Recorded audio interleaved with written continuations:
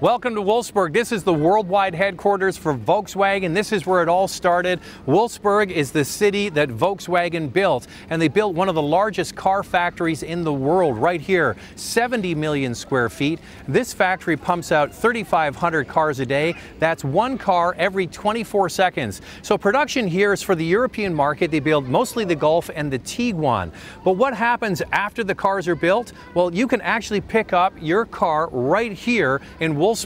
In 2000, they opened up what could be described as an amusement park for car enthusiasts. It's now the #1 destination in the world for those that love the automobile. So what's happened since 2000? Well, ever since Autostadt opened up, about 30% of all German Volkswagen buyers come to pick their car up here. They spend a couple of days looking at all the exhibits and pavilions, and then they take delivery of their car and drive it home. Let's have a look around Autostadt.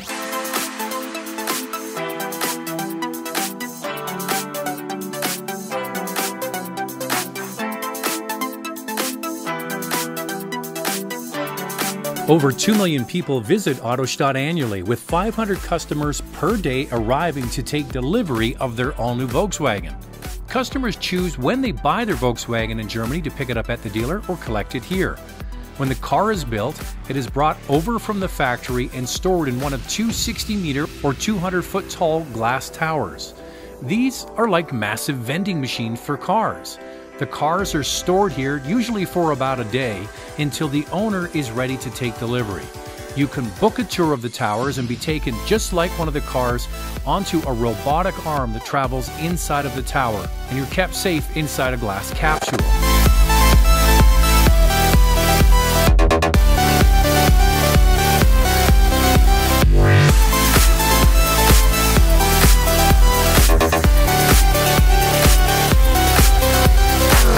Part of the public tour, we were allowed to go on the top of the tower, even onto the roof via a catwalk. Not good for those afraid of heights.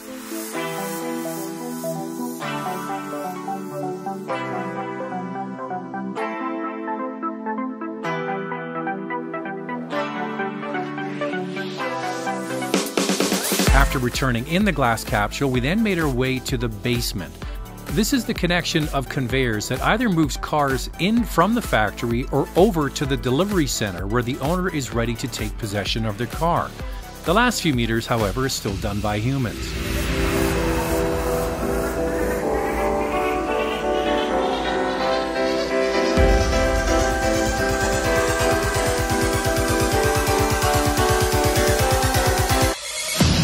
A big part of Autostadt are the pavilions from other brands in the Volkswagen group. The Porsche Pavilion is the easiest one to spot. It's designed to look like the hood of a 911. This is made entirely of stainless steel. Inside, a statement by Dr. Ferry Porsche, and then a simple yet elegant display showing the past and the present.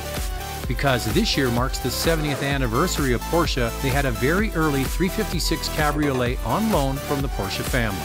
The other pavilion we visited was from Bugatti, but all the other brands from Volkswagen are represented, like Audi, Lamborghini, and others. Now, the highlight for many will be the glass towers in Autostadt, but a close second is the Volkswagen Museum. The main display changes regularly. This summer it was on scooters and personal transportation, but then you go upstairs and you see the permanent display.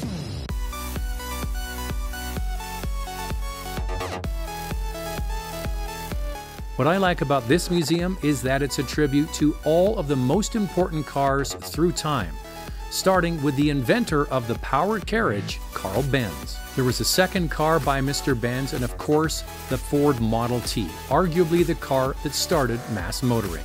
Then you get into some VWs. Here is the first 1938 production Beetle owned by Dr. Ferdinand Porsche and driven by him, next to the very last air-cooled Beetle made in Mexico in 2003. Next to those cars is an iconic Type 2 van and a Type 3 squareback hatch. One of the most valuable cars in the collection is a Bugatti Atlantic. There are just a few copies of this vehicle still in the world. There's one here, and another one is owned by Ralph Lauren. Other vehicles were chosen for their design. Here's a 1954 Bentley showcasing aerodynamics of the era. One of the coolest and the smallest cars is a Messerschmitt two-seat car, or what I like to call the bubble car. It's a relic of post-war Europe when many aircraft manufacturers turned to making cars. Sure, the Beetle's one of the most recognizable cars in the world, and so is the Mini. Here is the 1 millionth Mini made from 1965. Here's a few more Volkswagens. One was a big hit and the other one not so much. The Volkswagen Golf Cabriolet, we all know that car, and one of the rarest Golfs. This is called the Synchro Country.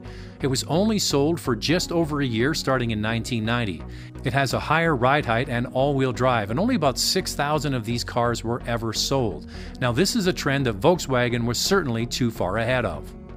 One of the most beautiful and technologically advanced cars for its time is this stunning Cadillac V16 with, you guessed it, a V16 engine and the first car to have swivel headlamps. More icons. Here's the Jaguar E-Type, which is still a stunning car today, and it looks fast standing still. One of my favorite cars of all time is this 1959 Cadillac Eldorado convertible, the biggest fins of the big fin era. This car is absolutely enormous. A Citroën DS with its hydraulic suspension, pivoting headlamps, and dynamic design.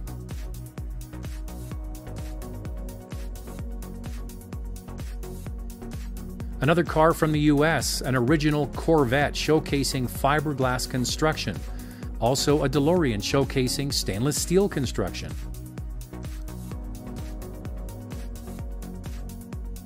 A few more Volkswagens in the Volkswagen Museum.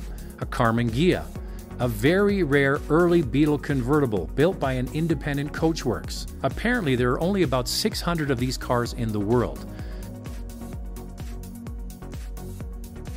And here is a prototype test car of the original Beetle dating back to 1937.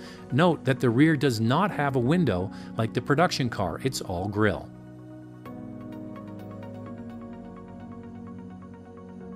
Autostadt really is like a park for families. They have lots of play areas.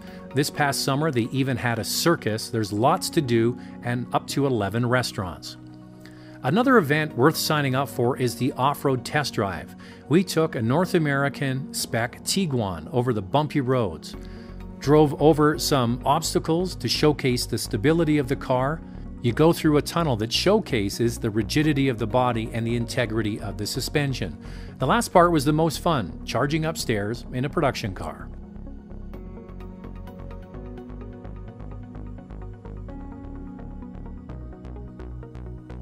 So this is my very first trip here to Wolfsburg and to Autostadt, and I have been blown away. It's not what I thought at all. It's really like a park with these beautiful pavilions right next to a factory. You don't even know it's there. If you love the automobile, you love the automobile history, you like everything Volkswagen, this is a very cool place. If you're coming to Germany, make sure you stop here. Well, that's it from Wolfsburg. See you next time.